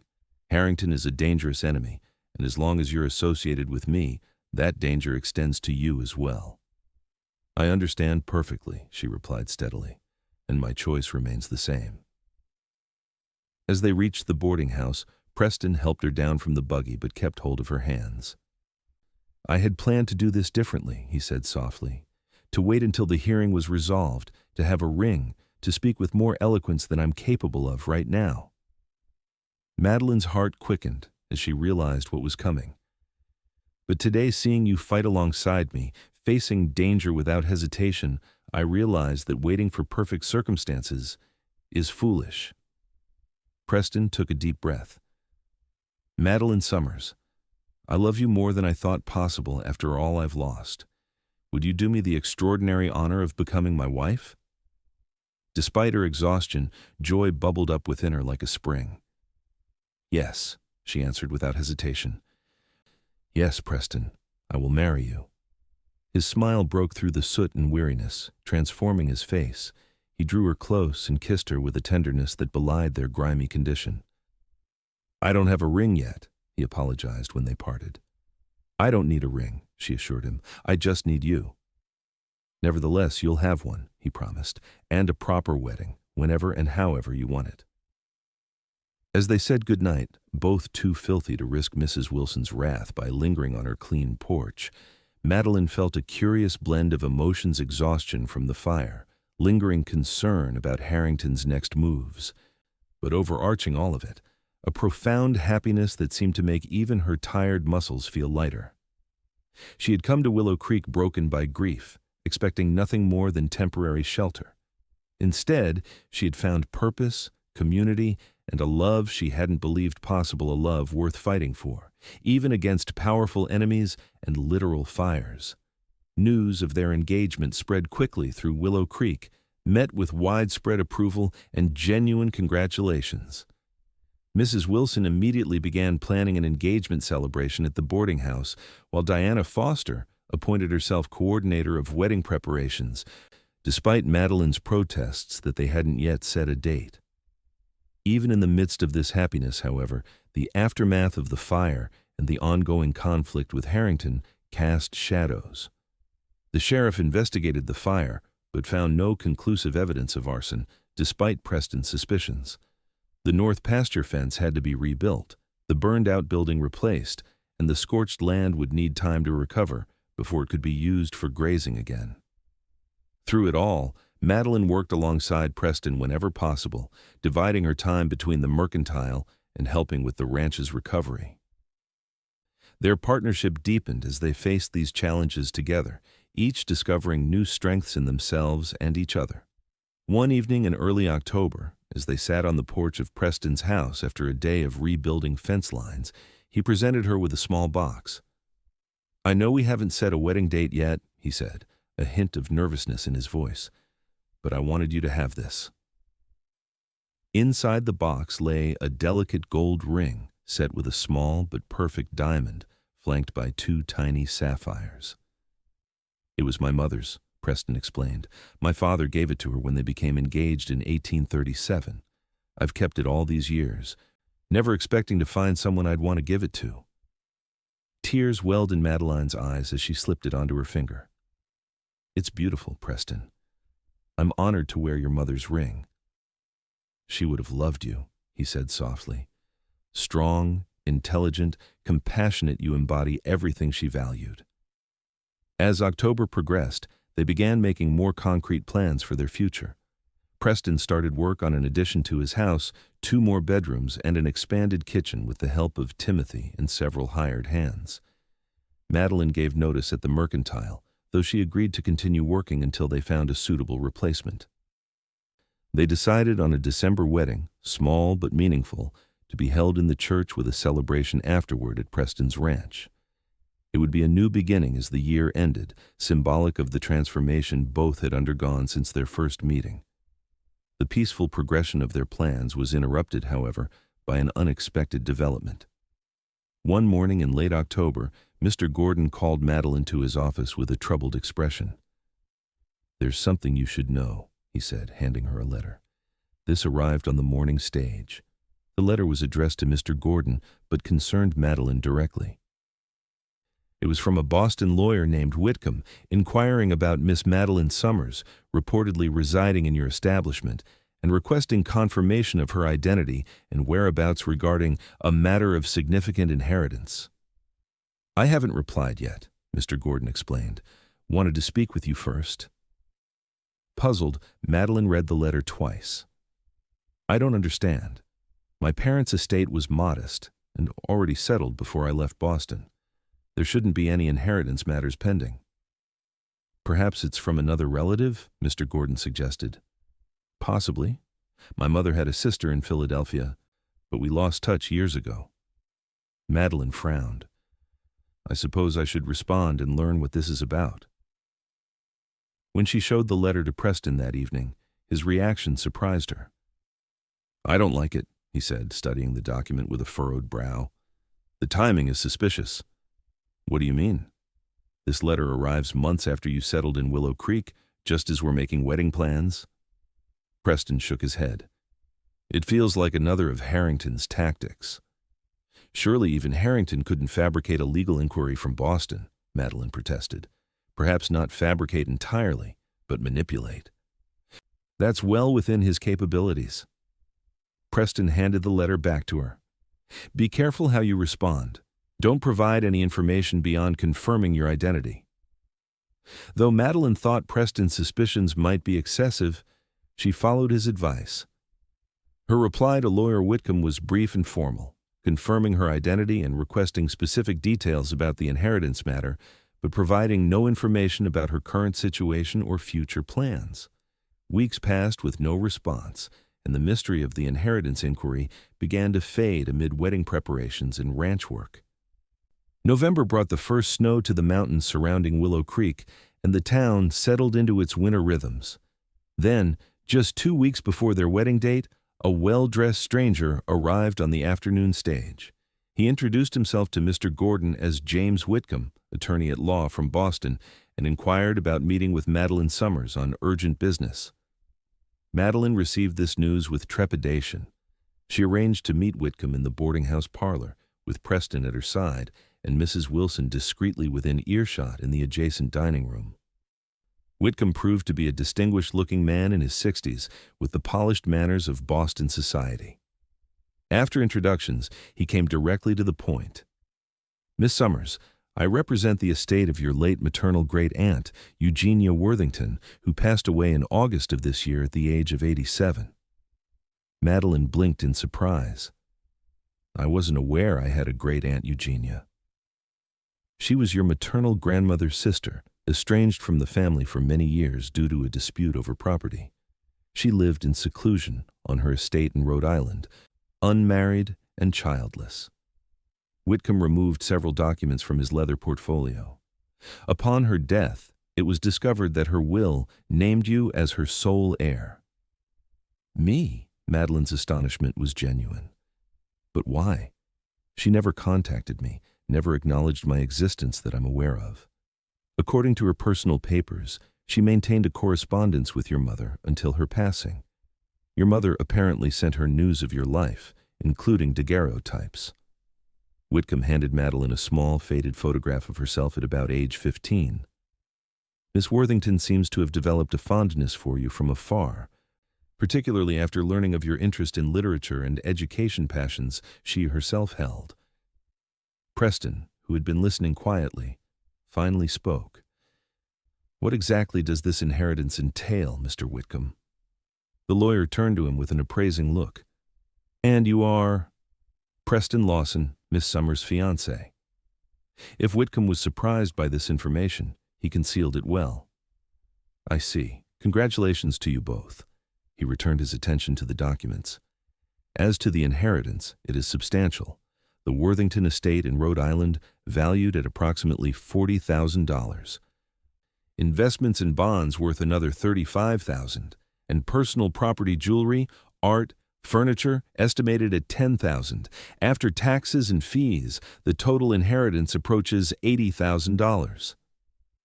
Madeline gasped at the figure, which represented wealth beyond anything she had imagined. Preston's hand tightened around hers. There is, however, a condition, Whitcomb continued. Miss Worthington stipulated that to receive the full inheritance, you must take up residence in the Rhode Island estate for a minimum of 1 year, during which time you would oversee the maintenance of her extensive library and botanical collection and establish a small scholarship fund in her name at the local women's academy. The condition hung in the air between them, its implications immediately clear. Accepting would mean leaving Montana, leaving Preston for at least a year. "And if Miss Summers declines these conditions?" Preston asked, his voice carefully neutral. "In that case, the estate would be liquidated and the proceeds divided among several educational institutions, with Miss Summers receiving a one-time payment of $5,000. Whitcomb folded his hands. "I should note that the will requires a decision within 30 days of notification." Madeline sat in stunned silence, trying to process this unexpected development. After a moment, she found her voice. "This is overwhelming, Mr. Whitcomb. I'll need time to consider." "Of course. I'll be staying at the hotel for 3 days before continuing to San Francisco on other business. I can receive your preliminary decision then, with formal documentation to follow." He returned the papers to his portfolio and rose. "I'll leave you to your deliberations." After Whitcomb departed, Madeline turned to Preston, her mind whirling. "Did that really just happen?"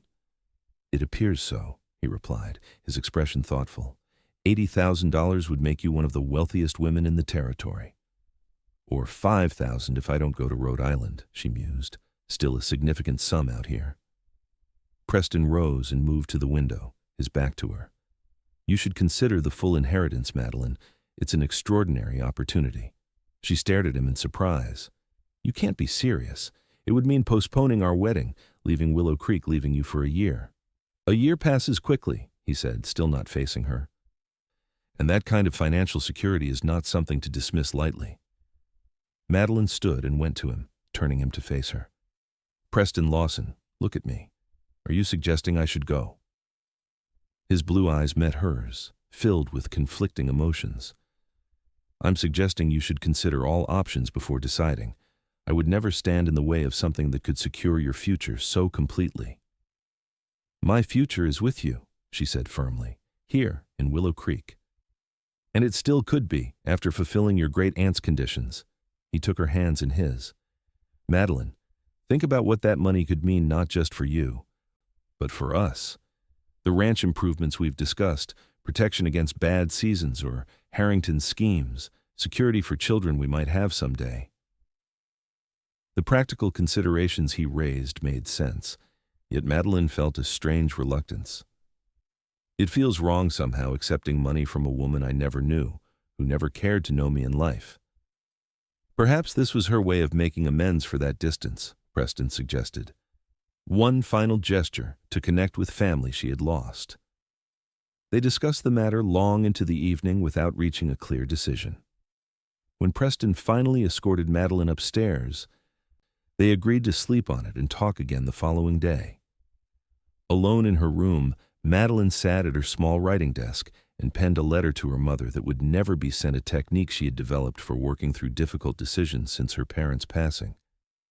"Dear Mother, the strangest thing has happened. A great aunt I never knew has left me a fortune, but with conditions that would separate me from the man I loved for a year. Preston, being the selfless man he is, encourages me to consider it for our future security, but I find myself hesitating. Is it foolish to prioritize immediate happiness over long-term security? Or is it wiser to recognize that life offers no guarantees of tomorrow and love in the present is the greatest wealth? You would probably counsel prudence, you always did. Father would tell me to follow my heart. Between the two of you, I learned to balance practicality with passion. I miss your guidance, especially now. But perhaps I already know what I must do, and simply need courage to follow through. Your loving daughter, Madeline. Setting down her pen, Madeline realized she had indeed reached her decision. She would meet with Whitcomb tomorrow and provide her answer, hoping Preston would understand. The next morning, Madeline sent word to the hotel requesting Mr. Whitcomb join her for lunch at the boarding house. She also asked Preston to meet her beforehand, wanting to discuss her decision with him first. When Preston arrived, she led him to the small garden behind the boarding house, now dormant for winter but offering privacy for their conversation. "I've made my decision," she said without preamble. Preston nodded, his expression carefully neutral.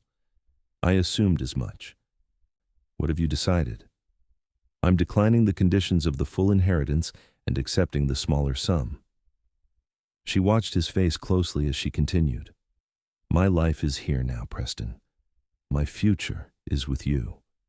No amount of money is worth a year apart, especially when we're just beginning our life together." For a moment, he seemed about to argue, but then his expression softened. "Are you certain? It's an extraordinary opportunity to sacrifice." "I'm certain," she replied firmly. "Besides, $5,000 is still a substantial sum. It can help with the ranch improvements, provide a buffer against hard times. The rest—" She shrugged. "Money comes and goes, but time with those we love is irreplaceable." Preston pulled her into a tight embrace. "I love you, Madeline Summers, more than I can express." "Enough to stop trying to send me away for my own good?" she asked, smiling against his chest. His chuckle vibrated through her. "Point taken. If you're sure this is what you want, I won't argue further." "It is," she confirmed. "Absolutely." When Whitcomb arrived for lunch, Madeline informed him of her decision. The lawyer seemed neither surprised nor disappointed. "I suspected as much when I met your fiancée," he commented. "Miss Worthington would have understood, I think. She valued independence above all else, including wealth." "Then why include the condition at all?" Madeline asked, curious. Whitcomb smiled slightly. "I believe she wanted to ensure that whoever received her fortune valued it appropriately.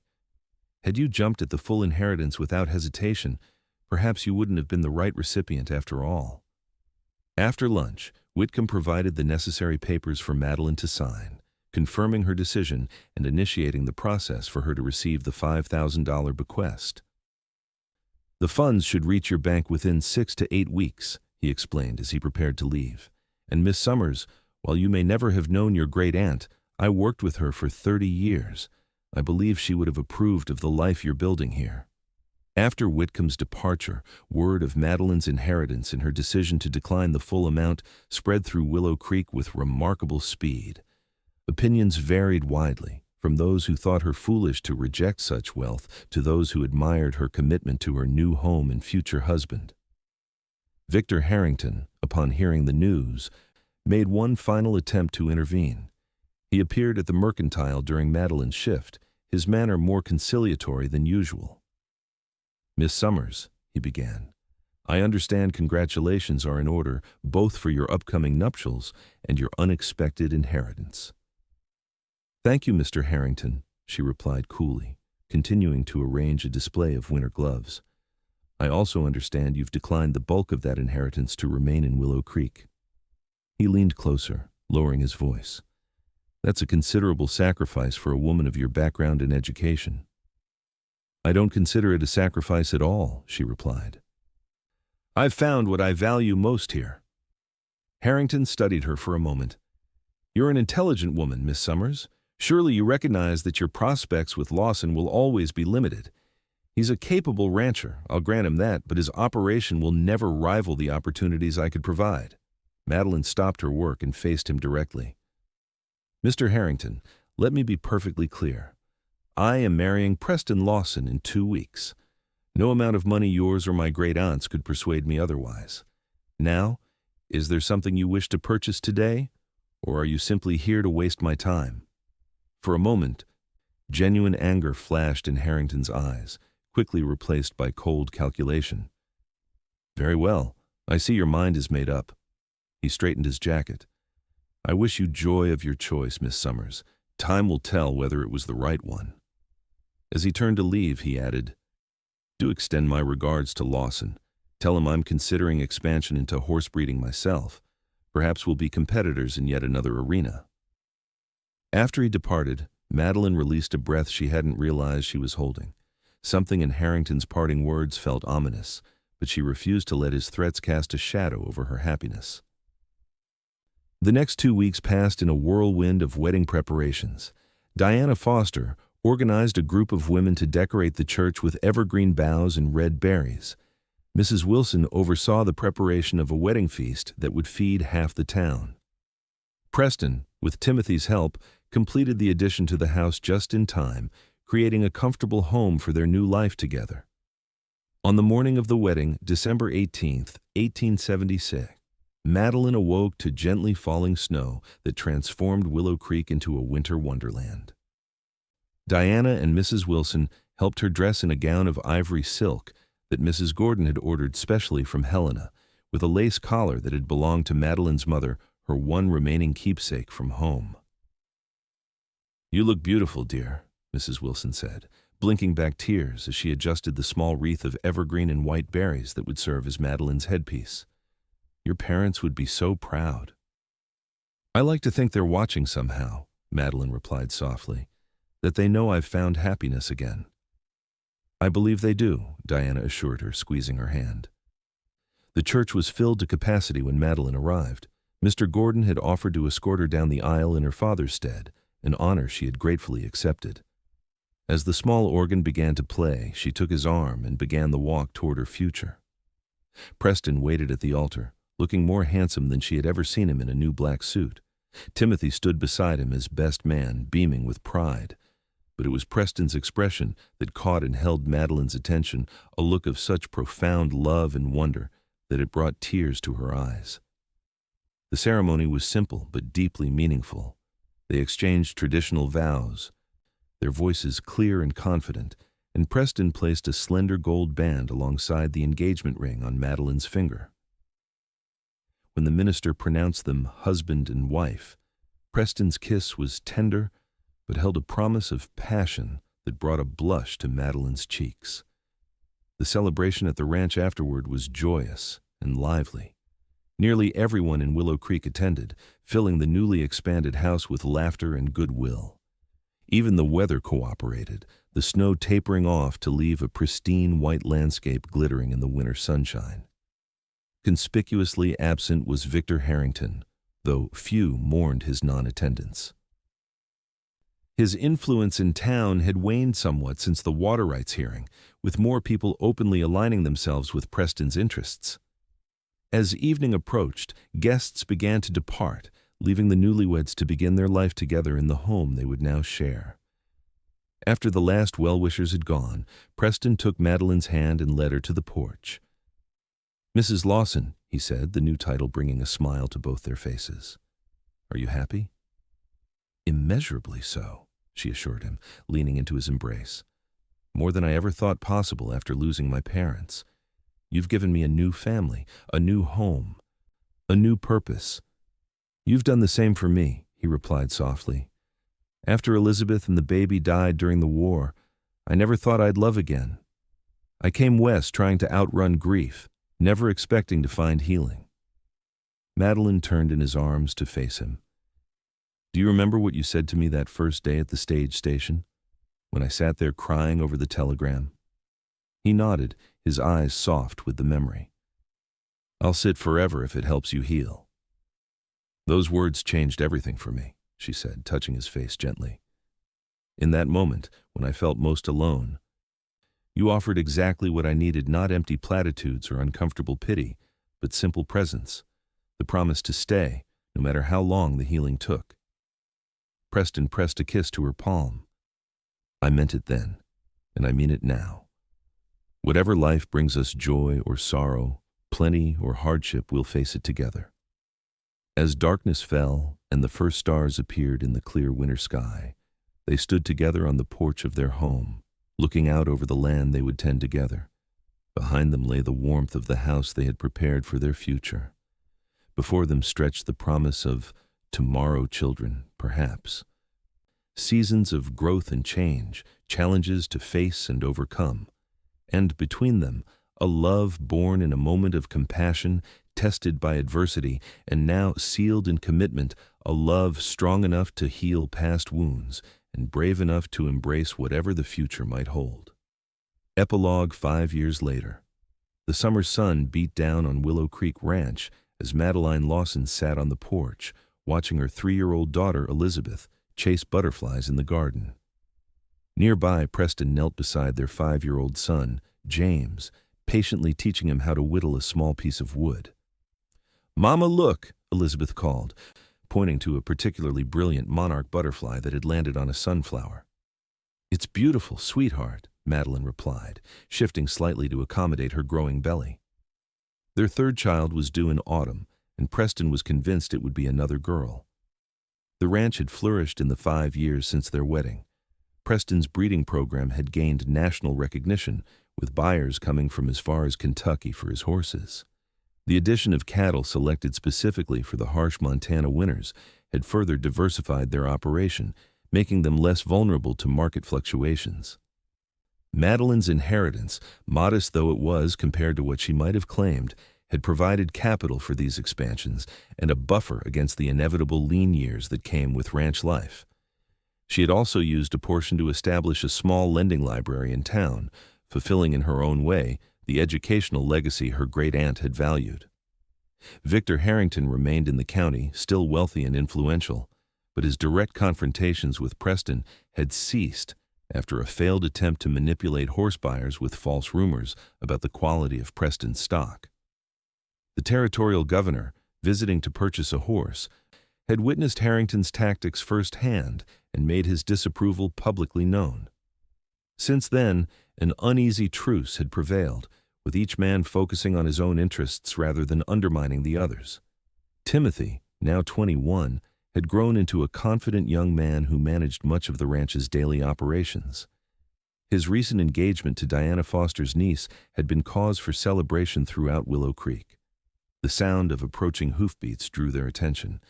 A rider came into view, Mr. Gordon's son, who had taken over much of the mercantile's operation as his parents eased into semi-retirement. "Mail delivery," he called cheerfully, dismounting. "Thought I'd bring it out since I was headed this way." Preston rose to greet him, accepting the small bundle of letters and packages. "Much appreciated, Thomas. Will you stay for some lemonade? Madeline made it fresh this morning." As Thomas settled on the porch with a cold drink, Preston sorted through the mail. His expression changed as he examined one particular envelope. "What is it?" Madeline asked, noting his sudden stillness. "It's from the Department of the Interior," he said, opening it carefully. As he read, his face broke into a broad smile. "It's the land grant approval. The additional 500 acres to the north is ours." This was news they had been hoping for since applying nearly a year ago. The expansion would allow them to increase their herds significantly and provide more protected grazing during harsh winters. After Thomas departed with their news to share in town, Preston sat beside Madeline on the porch swing, putting his arm around her as they watched their children play. "Did you ever imagine this?" he asked softly, "that day at the stage station?" Madeline leaned her head on his shoulder. "Not in my wildest dreams. I was just trying to survive the next hour, the next day. And here we are, 5 years later." "Here we are," she agreed, placing her hand over his where it rested on her rounded belly. "With so much more than I ever dared hope for." As the afternoon sun began its slow descent toward the western mountains, casting long shadows across the land they had nurtured together, Madeline reflected on the journey that had brought them here. From that first moment of connection between two wounded souls to this rich, full life they had built. It was a story of healing, of second chances, of love strong enough to overcome whatever obstacles life placed in its path. Preston pressed a kiss to her temple. "What are you thinking about so intently?" "Just that some tears are worth sitting through," she replied, squeezing his hand, "especially when the right person sits with you." His answering smile held all the love and understanding that had carried them through these years together and all the promise of the years still to come. "Always," he promised, the single word an echo of that first commitment made so long ago. Always.